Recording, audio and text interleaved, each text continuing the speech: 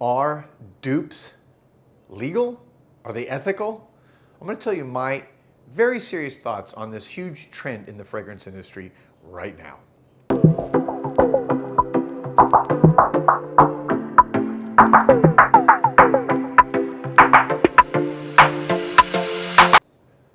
Welcome back, everybody, to Joel the Nose.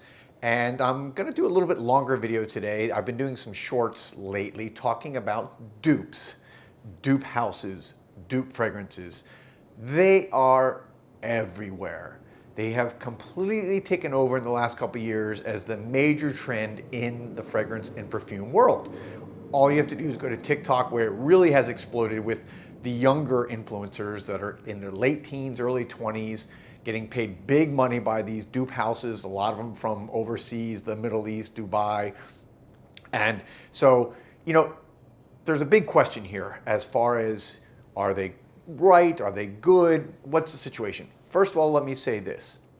I understand why dupe houses exist. It's market economy.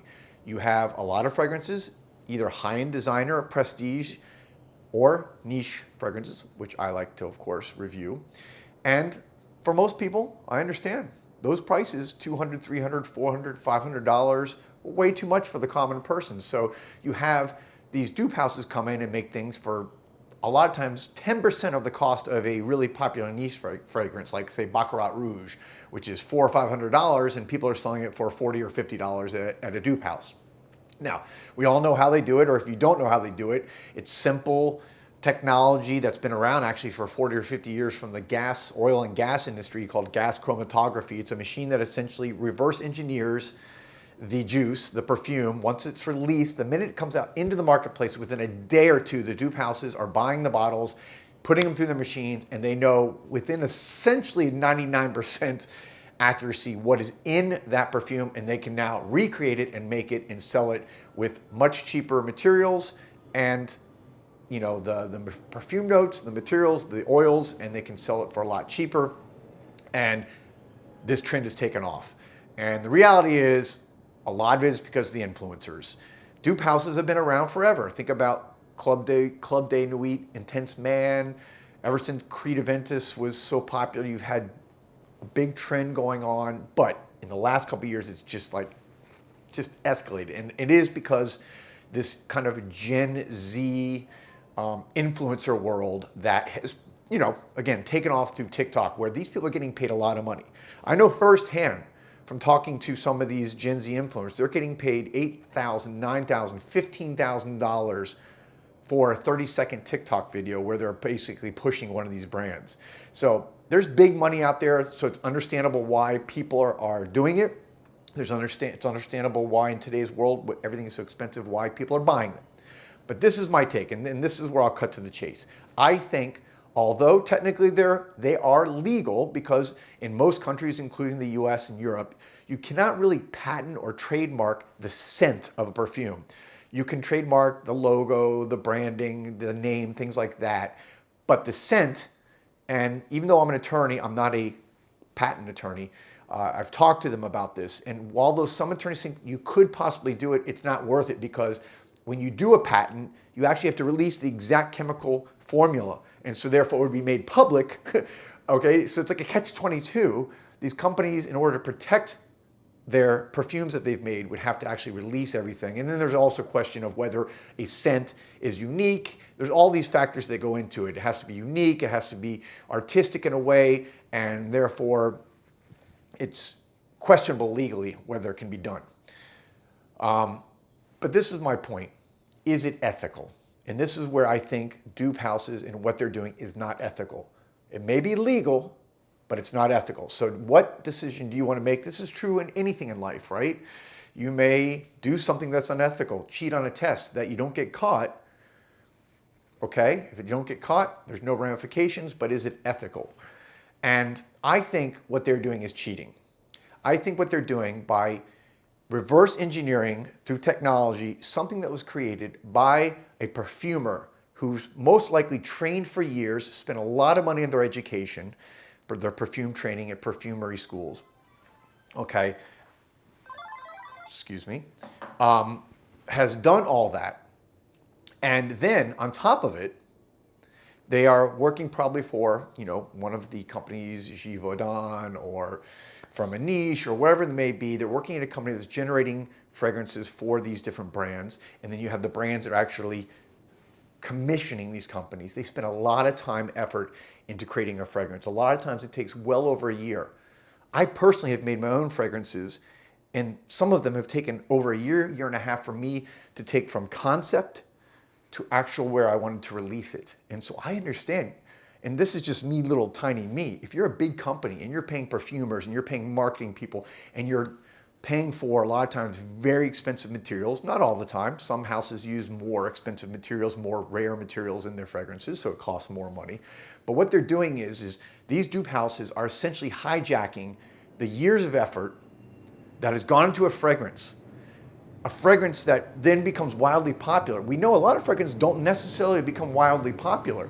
So when one does, just the sheer skill and luck and everything that a perfume brand had to do to get to that point, the day after it's released is being duped for none of that cost, okay? Just because they're saying, well, we're fulfilling a need. Okay, this is what I say to the dupe houses. I have no problem. In fact, I like the democratization of being able to afford cheaper fragrances. I do think, and I'll say this right on the record, that a lot of niche houses have completely taken advantage of their clients with the high prices they're charging. I don't think that that's fair, and I think that they've created part of the problem here. But that doesn't mean that it's right for a company to steal all the work that was done by a company and then do it under the guise of saying, oh, we're doing it because we're providing cheaper perfumes for everyday people. What I say to you is, dupe houses, go make your own original fragrances. And some are starting to do that now. I think Dossier is one of them, is releasing some of their own fragrances. But go make your own and release them for $30, $40, $50 and keep it at market price very low. Okay? That makes total sense to me. But go spend your own time, your own originality, your own creativity, your own artistry. Don't just piggyback off someone else and all the work that they did so that you can profit and then go pay all these influencers all this money. And I will say this, I'll end this. I do think the state of perfumery is a little bit in flux. I mentioned this the other day. I think dupes are kind of like fast fashion in the clothing world.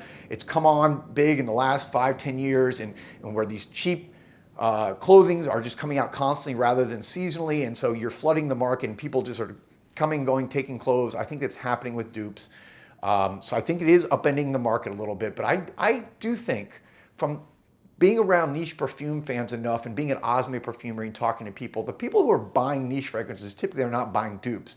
So I don't know if the niche market is going to be horribly affected by all this. I'm sure it will feel some of it, but I do think it's typically the Gen Z. They like getting a deal.